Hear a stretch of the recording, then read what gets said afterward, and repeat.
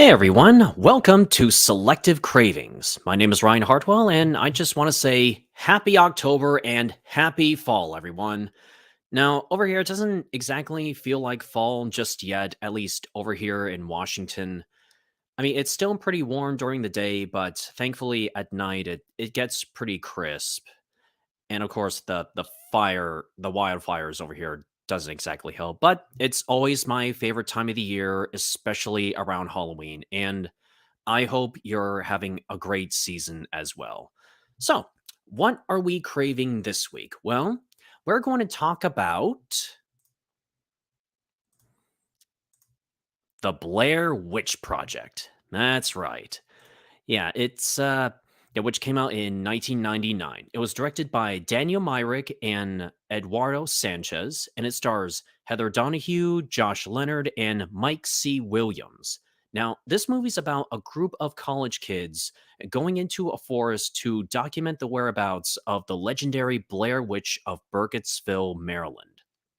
The film was advertised as if it was an actual documentary, that this was the last footage of the three students alive and their whereabouts were unknown. Now, keep in mind, this came out at a time when the internet was still in its infancy, which meant you couldn't really fact check on what was real and what wasn't back then. Just had to go word of mouth. So, but nowadays we know it's just a movie, but people at the time were really convinced that what they saw on screen was real. And that's just how brilliant the marketing was back then. They played on people's fears and imaginations similar to how Orson Welles did with War of the Worlds in the 1930s. And not only that, the film also brought the found footage genre into the mainstream. It technically started with the movie The Last Broadcast, which came out a year earlier. It was sort of a pseudo documentary about finding the Jersey Devil. But the Blair Witch was what revolutionized it, brought into the mainstream, so to speak. I mean, nowadays we see found footage films constantly, but it was something audiences didn't really expect in 99. And that's what we're going to talk about. That's what we're going to talk about today. So, yeah, how old was I when this came out? Well, I was 8 years old at the time, I, uh, which meant, yeah, obviously I wasn't really into horror films back then. But once I hit 17, that was a major point in my life that I get to watch as many R-rated films as I possibly can. I mean, I know with a lot of people, when they reach a certain age, they could they have certain privileges. Like, yeah, when you're 16 you get to you get your driver's license. When you're 18 you get to vote. When you're 21 you get to drink. For me, it's horror films, baby. And and yeah, when I was 17, the Blair Witch Project was one of the first films that I saw at that time. And of course, that being naive at the time, I thought it was real also. So anyway, I think, and whoever's in the chat, if you have any memories of this film, feel free to talk about them in the chat. So yeah, so let's begin. And begin with a poster. In October of 1994, three student filmmakers disappeared in the woods near Burkittsville, Maryland, while shooting a documentary. A year later, their footage was found. So yeah, interesting tagline. And and and this was also part of the promotional promotional for the film, showing the missing posters of the three actors in the film, just talking about the same tagline and all that, and say, oh, we got a first comment. Let's see. I watched this, yeah, from Thomas Baxter. I watched this in in the last year of college. That made me all from a camera. Oh yeah, yeah, definitely. So So yeah, let's continue here. So last time in my in my video, I kind of made the mistake of showing bits and pieces of the film itself, which got me a copyright strike. But this time, I'm I did something a little. I did something a little more.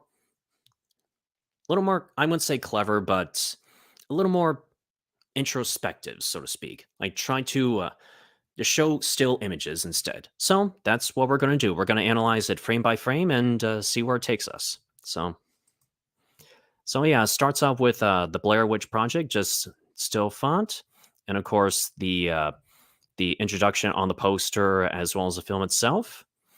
And here's our first star, Heather Donahue.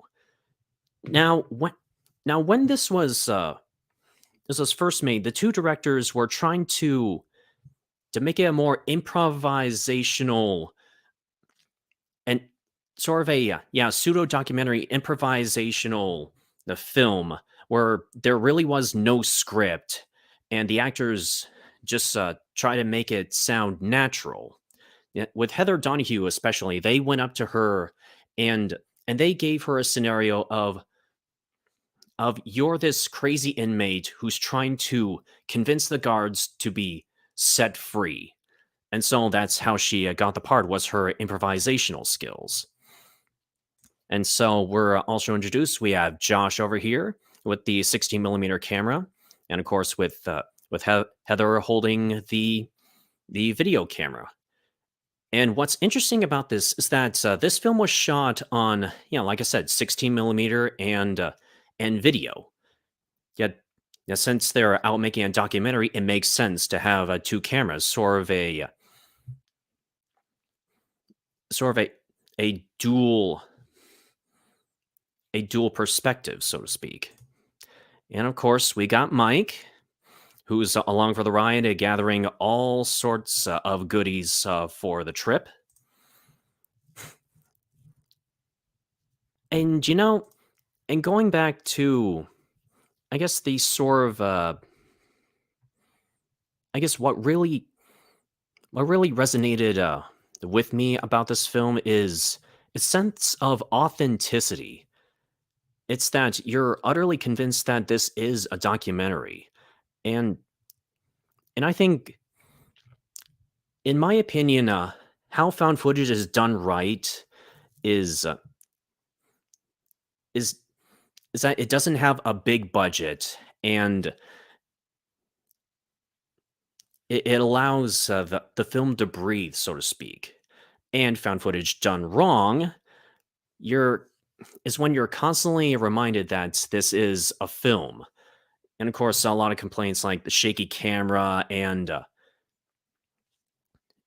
you're just whenever something wrong is happening on screen, you're just constantly screaming at the screen, "Put down the camera and help!" You know, just oh, who cares about this? Well, in this one, the Heather Donahue is trying to make a documentary, and so they have that excuse to not put down the camera. This is a documentary. And so here we are in Burkittsville, Maryland, which is a real town, by the way. It has a population of 164 people as of 2020. And when this movie came out, it exploded, which we'll get to that later. And so they go around the cemetery, just they're filming shots and interviewing people, and of course from different angles from both cameras to make it more artsy. They are college students after all. And so they interview the locals, who are, yes, ordinary people. They talk about the legend of the Blair Witch, and like they either heard it in childhood or they heard it from a family member or something like that. And especially with this shot with a mother holding her child, just a child, just don't say, "Mommy, I don't want to hear this, please. Please stop saying that." And of course, with this lady, she give She's supposedly a historian. It like and just talk about the rituals of the supposed Blair Witch legend. And for this, she kind she kind of talks about how her victims, how they were captured, and uh, and how they would stand in a corner before they're slaughtered. And that's interesting. And of course, more locals, and just talking about more crazy stuff. And so they are off into the woods. They got the cameras, they got the packs, got the tents. They're leaving the cars out in the middle of the woods, and then Heather's narrating some more of the legend. More pretentious shots, intentionally. And so they're just trying to sell things in while looking for the Blair Witch. Just having a good time.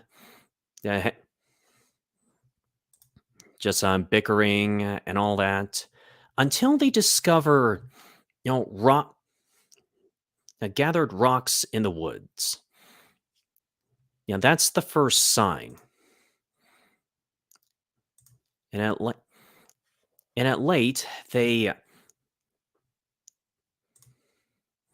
try to stay for the night, and then they hear strange things happening in the woods until they discover the rocks bundled up outside their tents.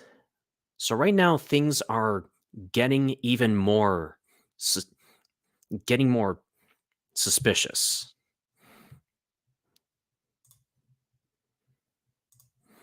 So they're freaking out, but they're still remaining calm. And when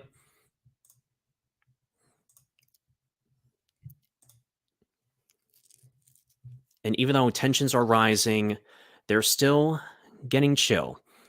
They're lost, and they have no idea where they are. But once they cross the river again, it turns out Mike kicked the map into the river. And because of this, tensions are running high. And things do not go well. They blame everything on Mike. What are you doing? We're going to die because of you.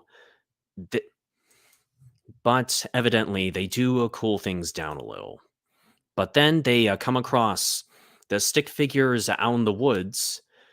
And interesting fact about this, you see, the filmmakers, since they had no script, they just gave the actors just a little notes on how they should deliver their lines, or lack thereof, so to speak. When they first recorded this segment of the stick figures in the woods, they didn't get the exact reaction that they wanted. So they took another take and told them act surprised. And so they act surprised, and that's what we got in the film. And now in this shot, after they're freaked out by the stick figures in the woods, they decide to, stay the night and make sure they have enough energy for tomorrow. Well, for the past few nights, they hear mysterious voices in the woods. And so it sounds like children are laughing, and their tents are shaking, and they're running out of their tents and saying, "What the fuck is that? What the fuck is that?" And one of them turns their camera. They see no one is there. And the fun fact about this is that the Blair Witch was originally supposed to appear on camera, but because of a mistake of not turning at the right time of showing the witch, that I think adds to the ambiguity of the film itself. You see, that's another element of what makes this film really interesting. Usually, I'm all for films following the show don't tell narrative, but sometimes less is more. And and that's one of the reasons why the film Jaws works so well is that you barely see what's underneath the surface of the water. You only you don't see the shark at all, which adds more to the terror. What you don't see only adds to the terror more than what you can see. Your imagination kind of fills in the blanks. And so, here's the aftermath of the disturbance the other night. Now, all their stuff is gone, their tent is ruined, and and they're left without a paddle, so to speak. And then here's a shot of Mike shouting at Heather, "Put down the camera! Screw your documentary. This is madness. We had to get out of here." And and yeah, looking back on it, it kind of foreshadows all the future criticisms of found footage films in general. But but again, because they're filmmakers, because they're documentary, filmmakers, you know, they want to go further with this. And so we have Mike getting the camera and going up in Heather's face and just basically saying, "Now, how does it feel? How does it feel?" Just make her cry and all that. And and one thing I want to point out within this film is Heather Donahue's acting. Yeah, that's something that's hardly brought up when discussing this movie. You see, yeah, as an actor myself, I have a hard time crying on cue. And since this was all improvisational, that that's a difficult thing to accomplish, even when you're trying to convey emotion in real time and without much preparation. And and here's another interesting fact: when they were out in the woods, when they're improvising, whenever they needed to break character, their safety word was the word taco. And whenever someone says taco, they take a break and and uh, and everyone just stops shooting just to make everything better. And so we're here back in the tent. Josh is exhausted, and they're talking about having cheeseburgers and just casual stuff. And what I said about a sense of authenticity within this film is that you get a sense that these three people are friends, that they may bicker at each other, they may say mean things to each other, but in the end, they're still friends. And just these casual conversations every now and then just adds like a moment of levity, so to speak, and I think it adds a little bit of realism to it. And so with other found footage films, they're either high budget and either overproduced, and like I said, you could tell those films are films. But with this one, you buy into it, at least at the time. And so Josh has disappeared. He's nowhere to be seen, and all's left on the in the front of their tent is this bundled up sticks, now they're wrapped up in some sort of cloth. And so Heather, she decides, she thinks that this is way too creepy for my liking. I'm going to pick it up and just throw it away. And in between that shot, the directors go up to Heather and tell her, Now go pick that up. Uh, Something maybe that may be something important. And lo and behold, there is a tooth and some hair, presumably Josh's tooth and hair. And fun fact about this one, yeah, this tooth was an actual tooth donated by one of the director's dentists. And of course, the hair was Josh's hair.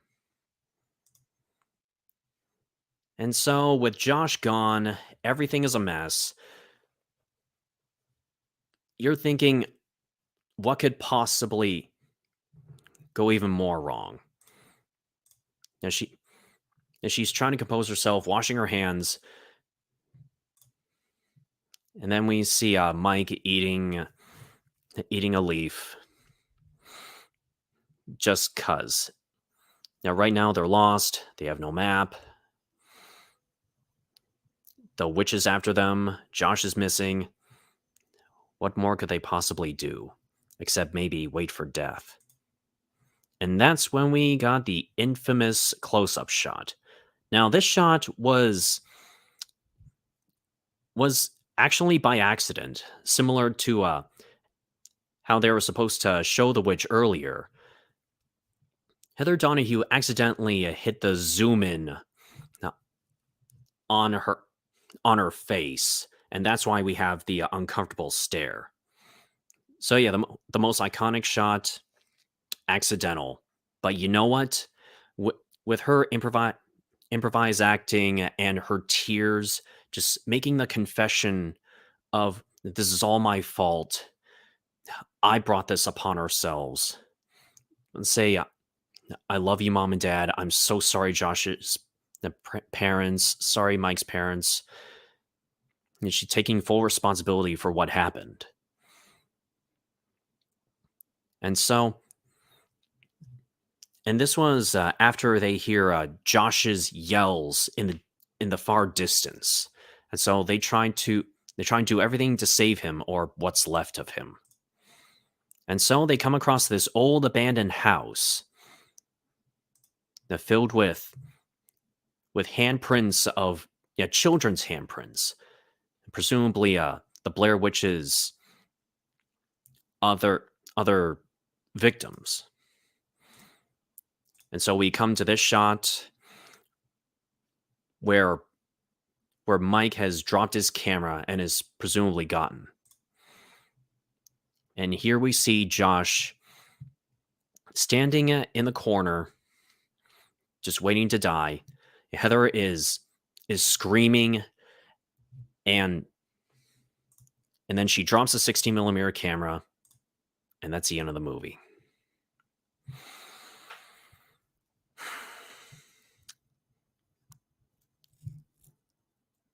So,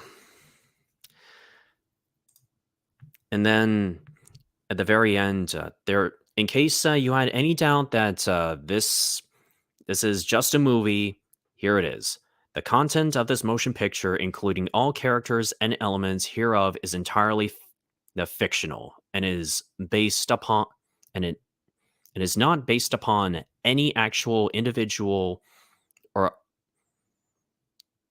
or other legal entity. Any similarity to actual persons and or entities is unintentional and entirely coincidental. So there you go. Always read the fine print. So yeah, that's Blair Witch Project. Now, after this movie came out, the movie's budget was $60,000 in 1999 and grossed over $248.6 million worldwide. So yeah, this was enormously profitable. And $60,000 in 1999 would have been $106,000 if adjusted for inflation, and 248.6 million would be approximately 442 million. And now after its release, Yeah, the directors were trying to, yeah, still convince everyone that this was in fact real. But that did not stop Heather. Yeah, she was supposedly missing, and here she is on a talk show. So she broke the illusion. Oops. Yeah, the three actors were supposed to stay out of the limelight and pretend that they're missing. So much so that fans of the film sent the family members of those three actors, letters of condolences, after the fact. So and so, and, that, and that's interesting. And this movie was also nominated for two Razzie Awards. Now, was nominated for Worst Picture and Heather Donahue Worst Actress. Again, if you know anything about improv, it's that it's incredibly hard to, at least for me, to cry on cue. And I thought she did a tremendous job. So I think that this wasn't this. I didn't think they were fair for her. I thought she did a tremendous job, and it's a shame that the people who made this movie didn't do all that much else. And of course, there's the Stinker Awards, a winner of Biggest Disappointment, and was nominated for Worst Picture and Worst Actress. Again, sorry, Heather. So, but it was nominated for a Bram Stoker Award, nominated for Best Screenplay, ironically. And so after this movie came out, it also spawned a lot of parodies and a lot of found footage copycats. Others being Cloverfield and a Paranormal Activity. But also at the time, there was practically everyone was parodying it, including, believe it or not, Scooby-Doo.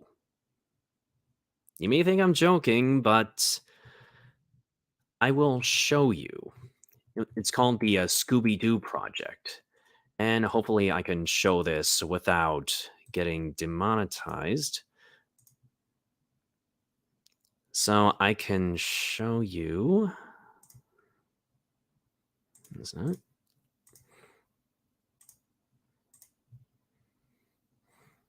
Let's see, Chrome tab. Here we go.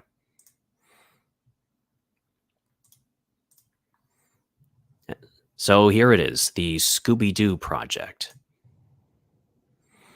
In 1999, four teenage sleuths and their Great Dane got lost in the woods while in search of a mystery. This is their story.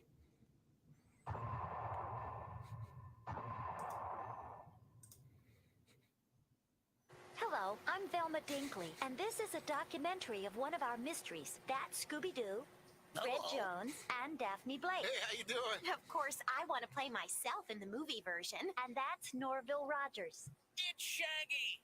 Like nobody calls me Norval. What's the matter, Norville?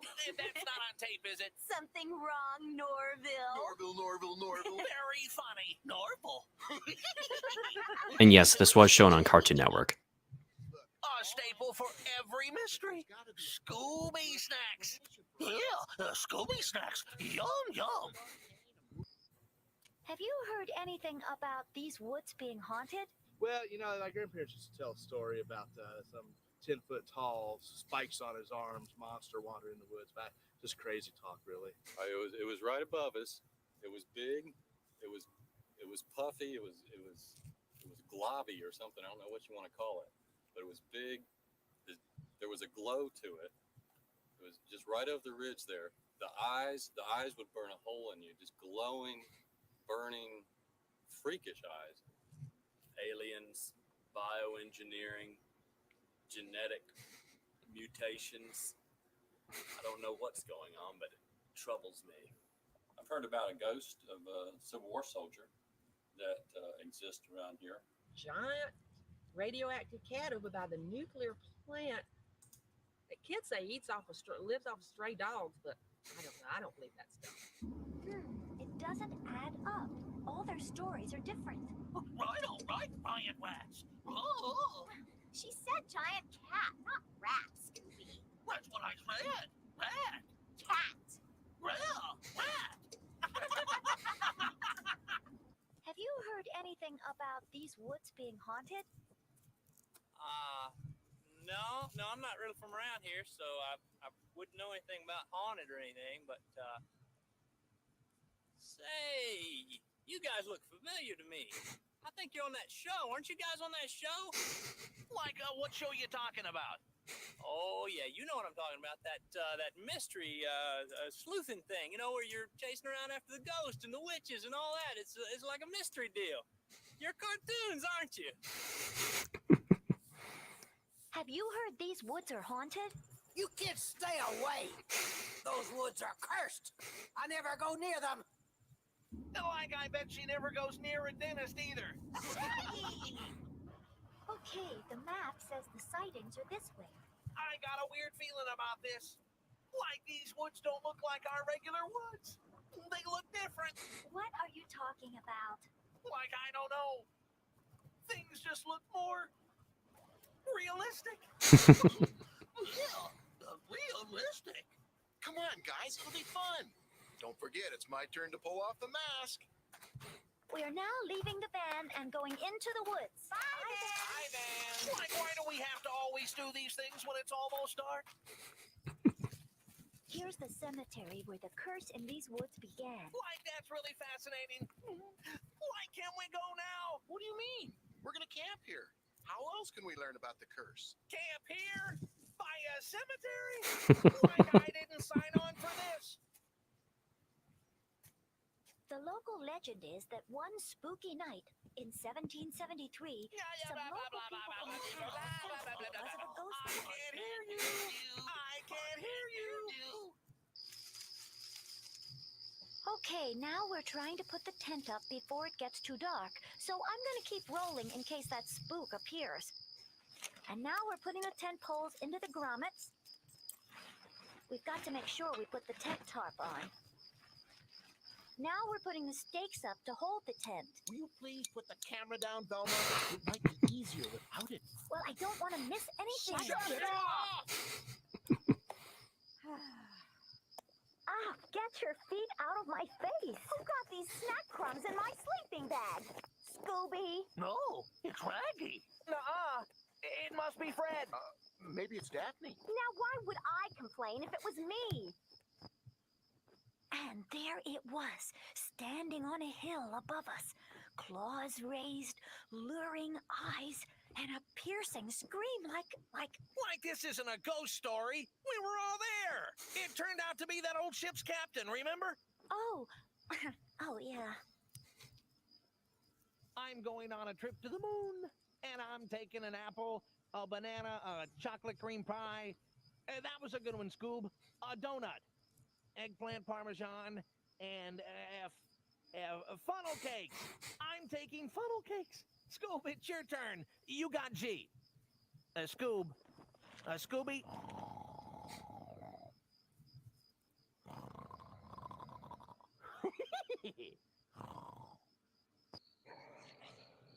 What's that noise?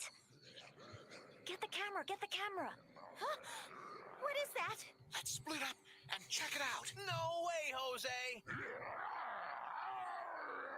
Will someone go out there for a Scooby snack? Somebody! Anybody! Like, are you out of your mind? Can't you two just go out there dressed up as surgeons and confuse the monster and tie him to an operating table? You guys do great with monsters.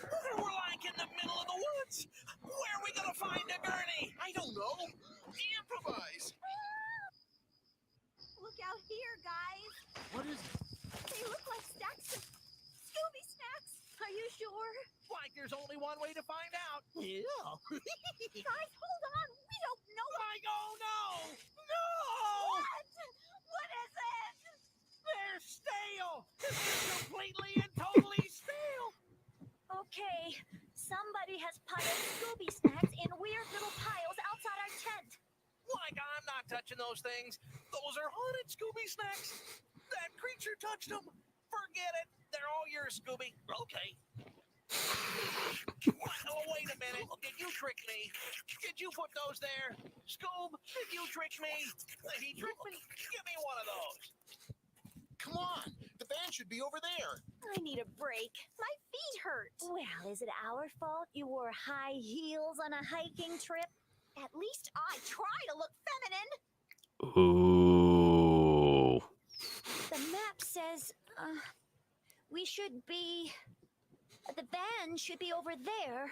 We should be there in an hour. Oh, Velma, that's what you said 2 hours ago. You don't know where we are, do you? I know if we just follow the map. Can we just figure this out and get home? I'm done with monsters and curses. Put a fork in me. I'm done. Yeah, put a fork in me too. Give me the map. Like, how can you read this map? It's just a dotted line and an X. Let's just keep moving. Look, will you just admit that we're lost, Velma? Fred, give me the map. I don't have the map. I gave it to you. I distinctly remember giving you the map. And I gave it back. Look, I don't want to get mad at you, Velma, so stop kidding. I'm not kidding. I don't have the map. Like I ate it, man. Scooby and I ate it. With Tabasco. Yeah, Rabasco. It was like useless anyway. You ate the map. Like we are so lost. We're close to the van. I know it. Would you come off it, Freddy? You have no idea where the mystery machine is. Why is it you're the one who's always driving anyway? Oh, is that how it is? Well, listen here, Ms. Smarty Pants. Maybe if you chip in for gas every once in a while, you could drive. Yeah, gas money. What? What was that? Does anyone understand what this dog is Like saying? lay off, Scoob. Yeah. I want to go home. I'm working on it. Wait up, guys. I lost my glasses. Here we go again. Velma, for crying out loud. A glasses strap? How many times have we told you? A glasses strap! Could you just help me look? I can't see without my glasses. Oh, so you mean, could we find your glasses for you? Not now, Freddy. No. Wait a minute. She wants us to help her find her glasses, but she's not going to be helping. They're her glasses. She's not going to be helping find them. Like she's blind as a bat without them. It's nighttime, genius. Where'd she go? She wandered off. Velma! Over here! Ah, this is just great. Zoinks! We're never gonna get out of here. Zoinks? That's all you have to say, zoinks? What the heck does that mean, anyway? Oh, I'm sorry. What do you want me to say? Shankies? Fred? Daphne? What are you laughing at? He's got a point, Velma. Jinkies is a word. Stop laughing. Shankies! I think we're royally zoinked. Is that better? Stop laughing.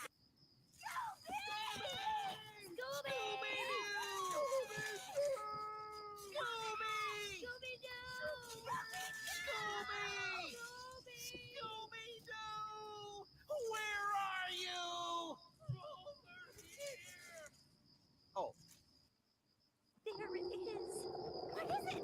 What is it? it's coming from over there! What is it? Freddy, tell me what it is. Sorry, gang. Like it's just our stomach. Wait a minute, I found a clue. Footprints. Wow, like this creature must have 10 legs. No, those are our footprints. Those are our footprints. What, you mean we've gone in a big circle? Oh, man. This is so not cool. Yeah, not cool. We're toast, man. Like toast. Yeah, toast. We can figure this out. Just remain calm. You remain calm. I am calm. You're the ones that aren't calm. I'm calmer than you. I'm always calm. I'm the calm one. I'm calm. Freddy's lost You it. know, Scoob, this is the last time I get suckered into looking for a monster. Ever. Never again. I should be at home watching scary movies, not living in one, and eating some pizza. Yeah. Shaggy watching scary movies? I like the Hawaiian, the sweet of the pineapple, and the salty of the ham. Together really make it, Scoob. What's that? That's no bird. That's not funny. Is that a joke?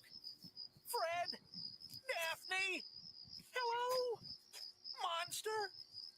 Let go of my leg, Scoob! Hey, Scoob! Let go of my leg! Scooby! My circulation will buddy! Scoob! Forget it! Like retreat! We retreat! You mean to tell me you're not scared? All I'm saying is that there's got to be a perfectly good explanation for all this. Smoke and mirrors, glow-in-the-dark paint, a movie projector, A or movie projector? We're in the middle of nowhere, Freddy. How are they going to plug it in? batteries. Right, a movie projector that runs on batteries? Oh, that makes a lot of sense. Well, I don't know. Maybe. Maybe what? They've got a really long extension cord? Look, I'm just trying to... Just admit that you're scared. I am not scared.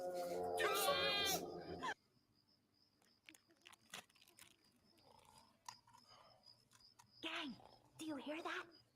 What is that? Fred, wake up. It's right outside the tent. And the tent's open. I'm going outside the tent. Something's outside. Somebody's been in our backpacks. They ate our food. Scooby-Doo! Scooby-Dooby-Doo! Thanks a lot, Scooby. What are we gonna do now, Velma? There's no food, no clean clothes. I haven't painted my nails in 2 days. Shh! Did you hear that? Hello? Hello?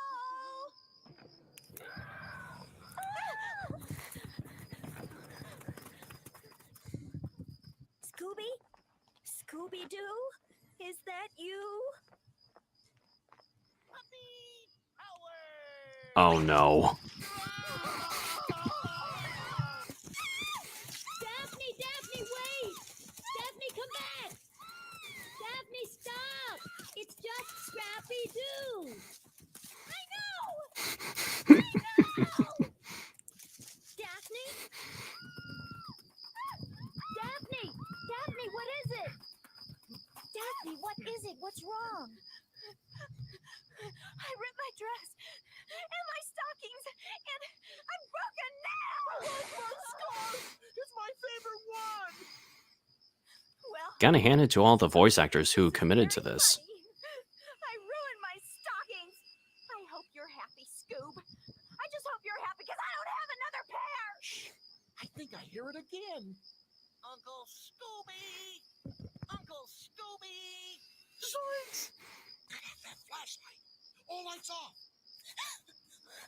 What's he doing here? Why did you call him Scoob?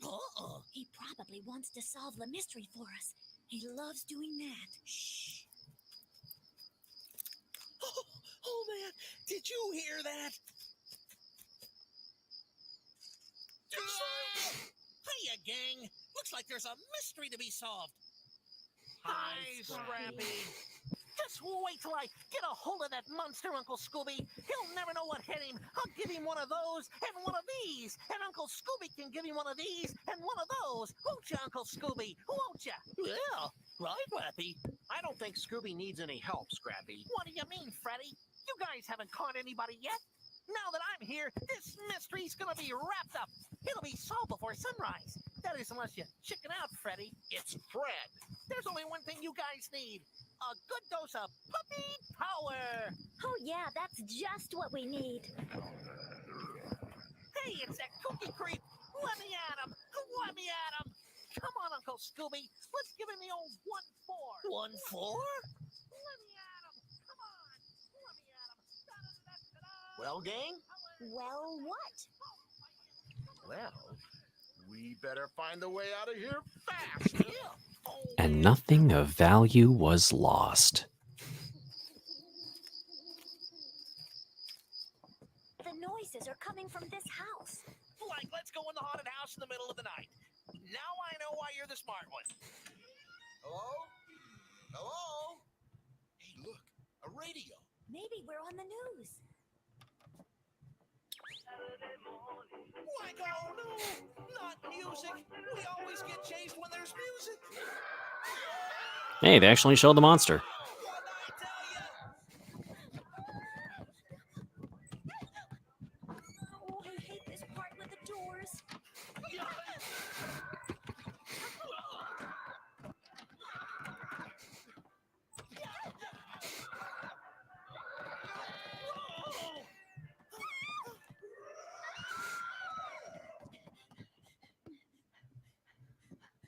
Shaggy, what are you doing in the corner?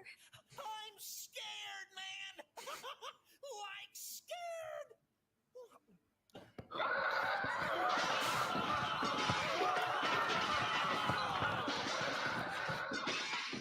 Good work, gang. And the monster is just some guy. Untie me, you intrusive kids! Like he didn't say meddling. Doesn't he know the drill? He used the costume to scare people, but one thing doesn't make sense. Why? Because it's Halloween, October 31st, every year. Candy and bobbing for apples. I mean, you guys are dressed up, right? But why did you scare us at the cemetery last night? Well, if you didn't do it, then who?